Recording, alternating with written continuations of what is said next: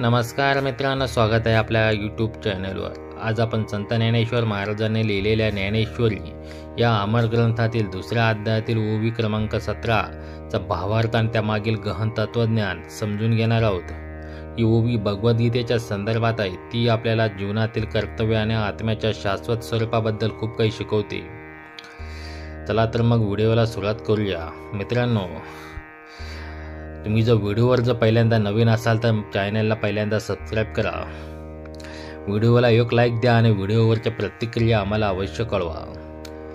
ही ज्ञानेश्वरी भगवद्गीतेवर आधारित आहे।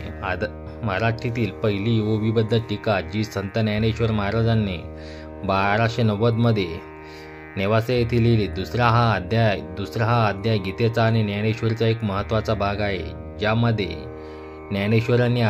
ज्यामध्ये श्रीकृष्ण अर्जुनाला कर्मयोग आणि आत्म्याच्या अमर स्वरूपाबद्दल मार्गदर्शन करतात। या अध्यायात अर्जुनाचा संभ्रम आणि त्याला श्रीकृष्णाने दिलेला उपदेश यांचा सुंदर संगम म्हणजे ओवी क्रमांक 17 ही भगवद्गीतेची दुसऱ्या अध्यायातील श्लोक क्रमांक 11 च्या संदर्भात आहे, जिथे श्रीकृष्ण आत्म्याच्या अविनाशी स्वरूपावर प्रकाश टाकतात। चला तर ही प्रथम ही ओवी ऐकूया। नाही जन्म ना मृत्यू त्याला, नाही बंधन नाही मुक्तता त्याला लागला, नित्यतेची सदा सर्व काळा आत्मा हा आहे।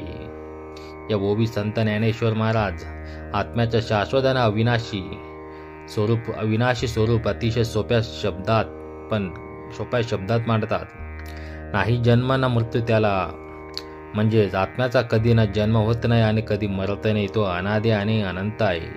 नाही बंधन नाही मुक्त त्याला, आत्म्याला कधी बंधन नाही, मुक्त नाही, स्पर्श होत नाही, तो नेहमीच स्वतंत्र आणि शुद्ध आहे। नित्यतेची सदा सर्व काळा आत्मा हा कायम स्वरूपी नित्य आहे आणि काळाच्या पलीकडे आहे। आत्मा हेच खरं सत्य आहे, जो सर्व सृष्टीत व्यापून आहे। भावार्थ आपल्याला गीतेच्या मूलभूत तत्वज्ञानाकडे घेऊन जातो। श्रीकृष्ण अर्जुनाला सांगतात, शरीर नाशवंत आहे पण आत्मा अमर आहे। युद्धभूमीवर अर्जुन जेव्हा आपल्याला नातेवाईकांना मारण्याच्या विचाराने दुःखी होतो, तेव्हा श्रीकृष्ण त्याला समजावतात की आत्म्याचा नाश होत नाही, त्यामुळे शोक करणं व्यर्थ आहे। संत ज्ञानेश्वरांनी ही ओवी मराठीत इतक्या सुंदर रीतीने मांडली की सर्वसामान्य माणसाला ही तत्वज्ञान समजेल। या ओवीचं तत्वज्ञान आपल्याला दैनंदिन जीवनात खूप महत्त्वाचं आहे।